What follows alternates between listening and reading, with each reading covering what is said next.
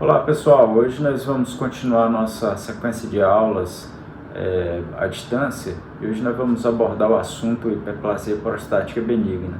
Esse é um assunto extremamente importante em virtude da prevalência dessa doença no dia a dia do médico geral e também do urologista. Os sintomas do trato urinário inferior têm sido tratados como sendo um problema exclusivo do aumento benigno da próstata. Isso não é verdade. Tanto que antigamente existia o termo chamado prostatismo. Esse termo deve ser removido de palavra de vocês. Porque veja, pessoas com jato fraco, hesitação, esforço miccional, isso pode ser causado por outras doenças como o estenose de uretra, tá? Isso não tem a ver, por exemplo, com doença da próstata, com o crescimento da próstata. Então, esse termo prostatismo está equivocado. Outras doenças que promovem a alteração do funcionamento do detrusor, como bexiga hiperativa ou tumores de bexiga, podem causar sintomas do tipo armazenamento, urgência, frequência, incontinência urinária de urgência, e isso não necessariamente teria a ver com doenças da próstata. Pacientes podem apresentar poliúria, que podem contribuir para o desenvolvimento de sintomas do trato urinário inferior, provocado por polidipsia, por secreção inapropriada do hormônio antidiurético ou por cistopatia diabética. Doenças do sono, como ronco, é muito comum causar noctúria, que é um dos sintomas do trato urinário inferior e não tem diretamente a ver com aumento benigno da próstata. E as doenças sistêmicas, doenças como insuficiência cardíaca, que causa estado edematoso, então você tem acúmulo de líquido no espaço extravascular. Quando esse paciente deita, esse líquido vai ser então mobilizado para o sistema vascular e o excesso de líquido vai ser eliminado, promovendo aumento da frequência urinária, urgência, e isso não necessariamente tem a ver com aumento benigno da próstata. No terceiro slide, vocês veem que existe um conjunto grande. Esse conjunto grande é o sintoma do trato urinário inferior. E dentro desse conjunto de sintomas do trato urinário inferior, você pode ter aumento benigno da próstata, que leva à obstrução benigna da próstata, e isso que seja responsável pelos sintomas do trato urinário inferior. Mas, lembrando que existem outras situações que também podem causar nessa mesma pessoa sintomas do trato urinário inferior. Do ponto de vista etiológico, o que ocorre na HPB é um desequilíbrio entre a proliferação e a morte celular programada, que nós chamamos de apoptose. Isso é sujeito à modulação dos andrógenos e da estimulação alfa-adrenérgica. É importante que vocês gravem essa estimulação alfa-adrenérgica, que vai servir de suporte depois para que a gente possa definir o tratamento desse paciente. Existe então, pessoal, em virtude desse desequilíbrio entre proliferação e apoptose, um aumento do número de células epiteliais. Os andrógenos, pessoal, eles colaboram para o desenvolvimento de HPB, tanto que em indivíduos que nascem geneticamente com deficiência da enzima 5-alfa-redutase, esses pacientes tipicamente têm próstatas pequenas e pouco desenvolvidas, tá? Então, vocês gravem também que a deficiência da enzima 5-alfa-redutase impactando na conversão de testosterona em dihidrotestosterona, impacta no desenvolvimento da próstata. Isso pode ser utilizado, como a gente vai discutir mais na frente, para o tratamento de pacientes com aumento benigno da próstata. Outra coisa importante de discutir do ponto de vista epidemiológico é que a história familiar de HPB aumenta o risco que você venha a desenvolver também HPB. Veja, se você tiver um pai com HPB e que precisou de cirurgia precocemente, ou seja, antes dos 60 anos de idade, você tem um risco relativo de 3,5. Isso aumenta muito quando é o seu irmão, porque a carga genética é muito parecida. Então o risco relativo aumenta para 6,1. Tá? Portanto, sem dúvida, existe aí uma herança autossômica dominante como causa dessa doença. Fisiopatologia, pessoal, o que ocorre é um aumento da pós-carga. É mais ou menos parecido, por exemplo, com a fisiologia do músculo cardíaco, para vocês facilitar o entendimento de vocês. Então, existe uma obstrução, essa obstrução vai causar uma pós-carga, e essa pós-carga vai resultar numa resposta adaptativa de um músculo, que no caso aqui é o detrusor. Então, essa resposta adaptativa vai causar sintomas do trato urinário inferior. Nós temos aí duas fases distintas. Numa fase mais inicial, o detrusor vai hipertrofiar para tentar compensar os efeitos da obstrução. Então, nesse caso, você vai inicialmente ter sintomas do tipo armazenamento, urgência, frequência, incontinência de urgência, por causa da miopatia do detrusor. Caso essa obstrução persista, o detrusor vai entrar numa fase de descompensação.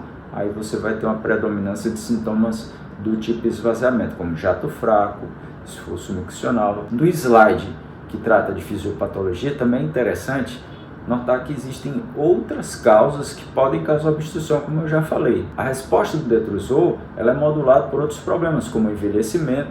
O envelhecimento diminui, por exemplo, o número de células musculares no detrusor. Doenças neurológicas, como a gente já tratou na aula de bexiga neurogênica, e outras doenças da bexiga também. Casos de poliúria, você pode estar diante de um caso onde você tem secreção inapropriada de hormônio diurético, que vai causar, por exemplo, noctúria. McNeil dividiu as zonas prostáticas anatômicas na década de 70. O que é de importante a gente ver nesse slide aqui do esquema de regiões anatômicas de McNeil? É que você tem a zona de transição, o local onde ocorre aumento benigno da próstata ou hiperplasia prostática benigna, tá? E na zona periférica, que é onde a gente consegue tocar, é onde ocorre a maioria, pelo menos 70% a 80% dos tumores de próstata. Então essas são as duas zonas mais importantes do esquema de McNeil, tá? Você tem uma zona ainda central e uma zona anterior, tá? Mas do ponto de vista fisiopatológico, as duas mais importantes são essas. Lembrando que, embora você tenha hiperplasia que cause um crescimento ou aumento benigno da próstata, isso nem sempre você vai observar um impacto nos sintomas do trato urinário inferior de forma igual em todas as pessoas. Por quê que eu estou dizendo isso? Porque você vai ver pessoas com próstatas pequenas muito sintomáticos e pessoas com próstatas grandes com poucos sintomas. Isso vai depender, por exemplo, do polimorfismo prostático, ou seja, como a próstata desse paciente cresceu. Se ele cresceu desenvolvendo um lobo mediano que obstrui o colo vesical, por mais que ela seja pequena, esse paciente vai estar muito sintomático. Agora, se você tem uma próstata que cresce de forma para a periferia, sem obstruir, sem causar aumento da pós-carga, então esse paciente possivelmente vai ter pouco sintoma a despeito de uma próstata muito grande. Lembrando também que a obstrução ela não é só causada por um componente estático, crescimento epitelial. Você pode ter, por exemplo, uma predominância da contração muscular, que a gente chama de um mecanismo dinâmico. Então a musculatura muito tensa promove também a obstrução. O músculo liso da próstata, aliás, já que a gente está falando de contração muscular, ele recebe inervação alfa-adrenérgica, tá? Os receptores principais são do tipo alfa-1A. Portanto, a gente já pode deduzir que os alfa-bloqueadores podem relaxar essa musculatura e pode ser uma ferramenta farmacológica útil no tratamento desses pacientes. Então, como eu já falei no começo, inicialmente, no slide que trata de fisiopatologia, existe aí uma miopatia que causa dificuldade de armazenar a urina. Frequência, urgência, incontinência é o resultado disso. E numa fase de descompensação, já numa fase mais avançada da doença, numa linha do tempo, você vai observar surgimento de jato fraco, hesitação, intermitência com aumento do resíduo. O segredo é que a gente trate essa doença numa linha do tempo antes que ele se desenvolva ao ponto de levar a uma descompensação do detrusor. Ainda do ponto de vista epidemiológico, pessoal, existe, sem dúvida, um aumento da prevalência conforme a idade, conforme pode ser visto nessa figura que eu mostro aqui agora para vocês.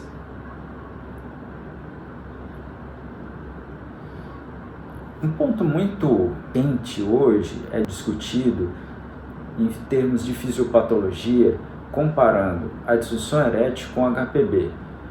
O que ocorre nisso? Por que eu vou parar aqui agora? Porque se a gente colocar as figuras com distribuição epidemiológica dos casos de HPB e disfunção erétil, nós vamos ver que existe aí uma imagem espelho das duas distribuições epidemiológicas. O que eu estou querendo dizer? Que conforme aumenta a idade, aumenta a prevalência de HPB e disfunção erétil na mesma proporção. E conforme os sintomas do trato urinário inferior são mais intensos, pior é a função erétil desse paciente. Isso sugere que exista aí uma fisiopatologia comum. Essa fisiopatologia comum, os mecanismos são redução do óxido nítrico, hiperatividade autonômica, alteração da rocinase e isquemia. Então esses 4 fenômenos são responsáveis pela disfunção erétil e pelos sintomas do trato urinário inferior nesses pacientes. Ainda do ponto de vista epidemiológico, outros problemas podem contribuir para o desenvolvimento de HPB, como obesidade, síndrome metabólica, redução da atividade física, baixo consumo de verduras, frutas e vegetais, uma dieta mais com alto consumo de proteína animal. E também lembrar, pessoal, do consumo de medicamentos, principalmente os antidepressivos. Muitos deles aumentam o tônus do colo vesical, fazendo com que o paciente possa urinar de forma... Isso pode piorar o jato urinário, a percepção do fluxo ser intercortado e o paciente pôr mais força para urinar, tá? Lembrar também dos medicamentos que são utilizados como broncodilatadores e também os diuréticos, muito utilizados por cardiologistas para tratamento de hipertensão arterial sistêmica. Do ponto de vista de complicação dessa doença, pessoal, em países desenvolvidos, a função renal é menos de 1% das causas de insuficiência renal, de forma que muitos dos guidelines estão fora, mas aqui no Brasil não é a nossa realidade, então muitos pacientes apresentam ainda insuficiência renal, de modo que é recomendável que a gente dose a creatina desse paciente. Às vezes podem complicar com cálculos de bexiga, podem complicar com infecções urinárias, pode causar hematúria, retenção urinária, são complicações quando a doença ela está mais avançada. Nós temos agora, antes de discutir o tratamento, um slide que trata de como a gente avaliar esse paciente. Mas, como tudo em medicina, começa com a história, focando para os sintomas do trato urinário inferior, classificando esses sintomas em armazenamento, esvaziamento pós-miccional. Então, uma pergunta muito importante: qual é o impacto desses sintomas na qualidade de vida do paciente? O exame físico para HPB envolve um toque retal, que lá a gente consegue mensurar o tamanho da próstata e também avaliar ao mesmo tempo se ele tem câncer de próstata ou não, tá? É recomendável que faça um exame de urina, avaliar o sedimento urinário, ver se tem sangue na urina, se tem infecção urinária, a cultura para confirmar ou não a infecção urinária. É importante dosar o PSA desse paciente, tá certo? E a exemplo da aula passada, também fazer um exame diário miccional. Em relação ao tratamento, pessoal, sempre nós vamos pensar o que a gente pode modificar na vida desse paciente de modo a melhorar os sintomas dele. O que a gente pode modificar? Será que esse paciente está bebendo muito líquido antes de deitar? Então a gente pode reduzir essa quantidade de líquido antes de deitar, fazendo com que ele durma à noite. Estimular a prática de hábitos saudáveis, isso vai diminuir, por exemplo, a glicemia e o impacto na função do detrusor desse paciente. Nós podemos estimular ele, por exemplo, a urinar de forma programada, dizendo: olha, urine antes de sair de casa. Se você vai pegar um ônibus e vai se deslocar até o centro e não consegue, por exemplo, o tempo entre uma micção e outra impacta, então você urina antes de sair de casa para que você não passe por situações de urgência. e avaliar também os medicamentos que esses pacientes estão usando, que a gente chama de polifarmacia, principalmente em idosos, tá? Um truque muito bom no paciente com noctúria é avaliar se ele tem poliúria noturna, porque se tiver poliúria noturna, é possível que esse paciente tenha, na verdade, secreção inapropriada de hormônios diuréticos. A gente vai tratar isso com restrição de líquido e até com o uso de desmopressina, tá? Se o paciente, com essas medidas que eu falei até agora, a gente não obteve controle, nós precisamos fazer avaliações adicionais, tá? Nós precisamos avaliar, por exemplo, com urofluxometria, com ultrassom, e discute-se aí a importância da urodinâmica. A urodinâmica na aula passada, nós falamos da importância dela, mas aqui em HPB os experts discutem a importância ou não de fazer urodinâmica. Na urodinâmica, lógico, a gente pode avaliar de forma clara se ele tiver fluxo baixo com pressão alta, com resíduo elevado, nós temos um paciente com hiperplasia prostática benigna, tá?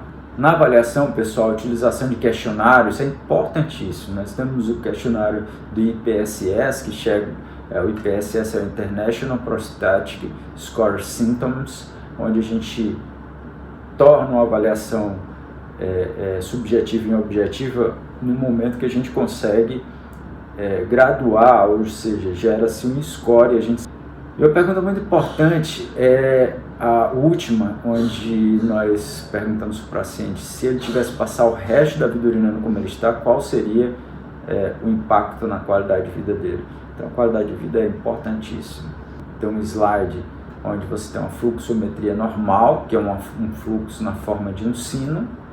Agora um estudo urodinâmico bem clássico, com pressões altas, com fluxo baixo, tá? Caracterizando aumento benigno da próstata. Acerca do tratamento, a mudança de estilo de vida, micção programada, revisão dos medicamentos que o paciente está tomando, nós muitas vezes vamos precisar de tratamentos farmacológicos. E o tratamento farmacológico, a pedra angular deles e o tratamento de primeira linha, nível de recomendação 1, grau A, é o alfa-bloqueador. Os alfa-bloqueadores têm um impacto muito bom nos sintomas do trato urinário inferior dos pacientes com HPB, mas não são isentos de efeitos adversos, principalmente os alfa-bloqueadores inespecíficos. Se vocês lembrarem, o receptor que existe na próstata é o receptor alfa-1A.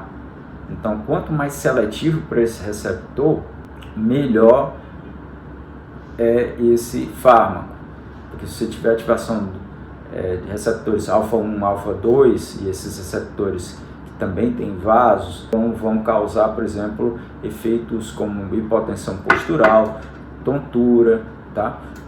E que é um efeito adverso indesejável em pacientes idosos, pode levar a queda, por exemplo, tá? Outra coisa que a gente tem que discutir com o paciente que vai introduzir alfa-bloqueador é o impacto na ejaculação. Quanto mais seletivo ele for para o receptor alfa-1A, por exemplo, a tansulosina é muito mais seletivo para o receptor alfa-1A do que a doxazosina, maior a probabilidade desse paciente vir desenvolver ejaculação retrógrada. Então você tem que avisar antes para eles, porque se você não avisar antes para eles, esses pacientes possivelmente podem interromper o tratamento alegando que o medicamento causou problemas sexuais nele, o que não é verdade, né? Esse é um efeito esperado do medicamento e precisa assegurar ele que a ejaculação não é problema de ereção e que quando você interromper o tratamento com o alfa-bloqueador, ele volta a ejacular novamente, tá? Lembrando também que a tansulosina pode levar a um problema chamado síndrome da íris frouxa. Lembre-se que a HPB ocorre principalmente em indivíduos depois dos 50 anos de idade. Você analisar isso também é a faixa etária que ocorre cataratas, por exemplo.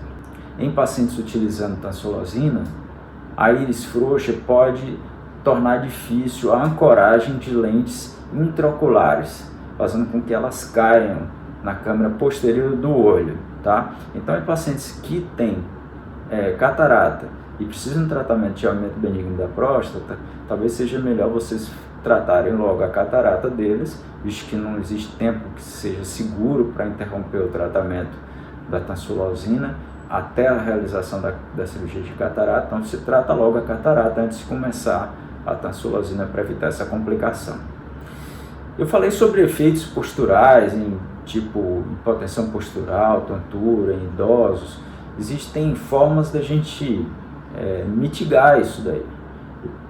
Qual seria elas? Utilização de drogas mais seletivas, como eu falei da tansulosina, para receptores alfa-1A, comparado com a doxazosina, que também tem efeito balanceado da alfa-1 alfa-2.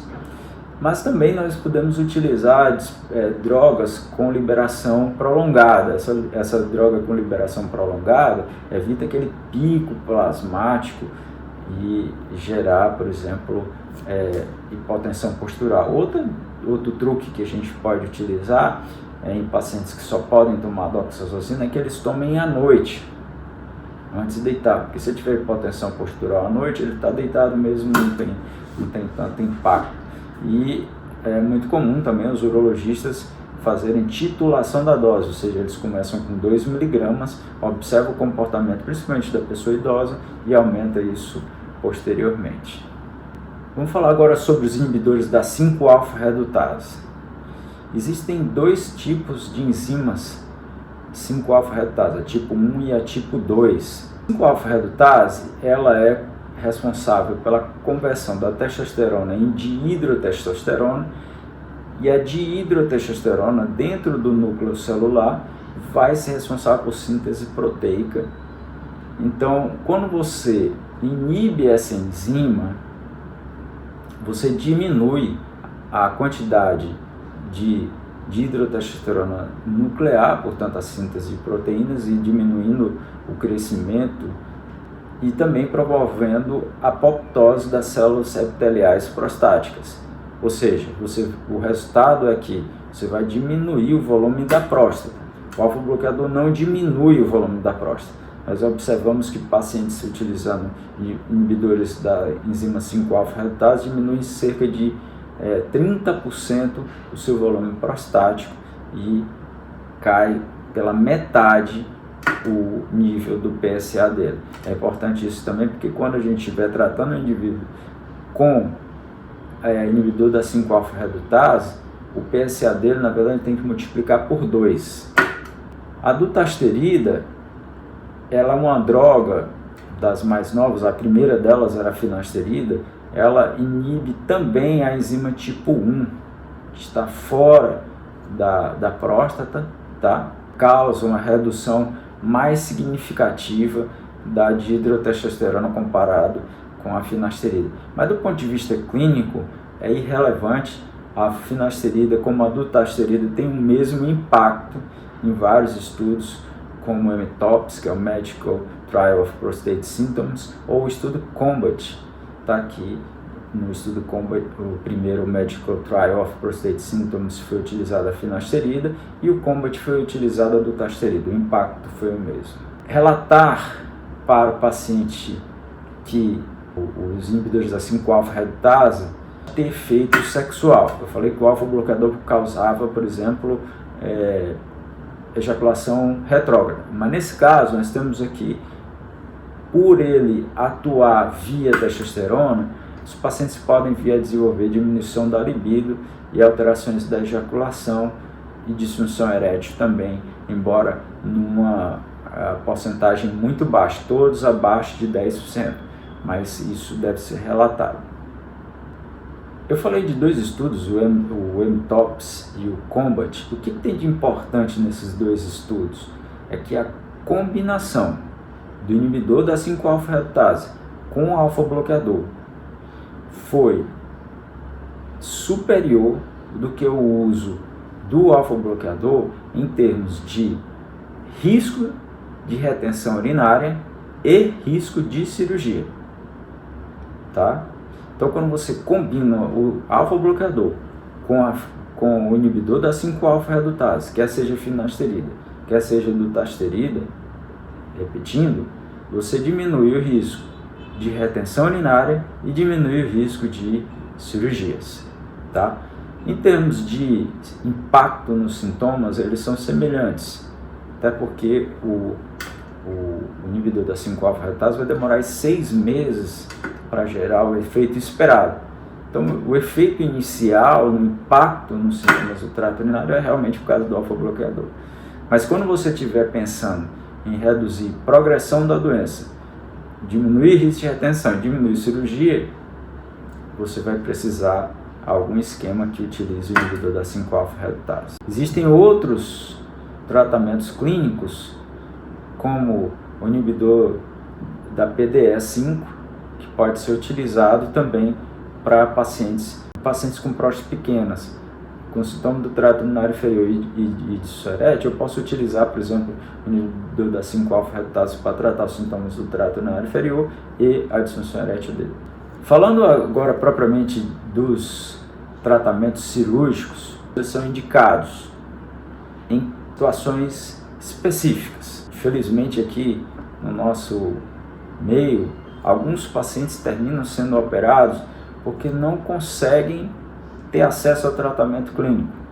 Outros são submetidos a tratamento cirúrgico porque a doença progrediu a despeito do tratamento clínico.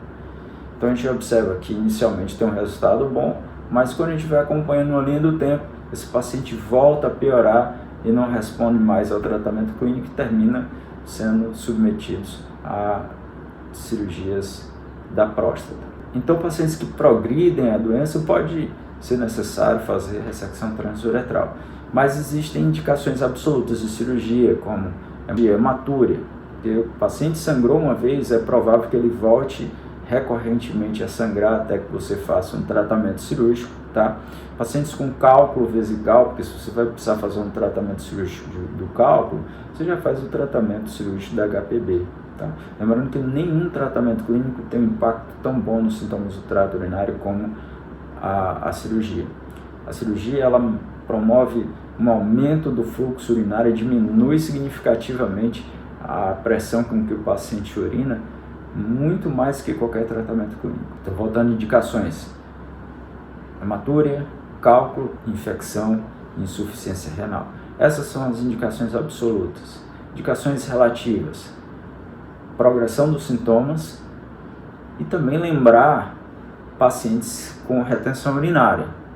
E muitos desses pacientes com retenção urinária que abriram o quadro com retenção urinária, se for para HPB, eu posso fazer uma tentativa de urinar. Eu dou alfa-bloqueador por uma semana, ele volta lá no ambulatório, eu removo o catéter vesical dele e vejo se ele urina. Se ele conseguir urinar, ok, está resolvido. Se ele não conseguir urinar, precisar reinserir o catéter vesical, eu preciso fazer um tratamento cirúrgico desse paciente por falha da tentativa de urinar.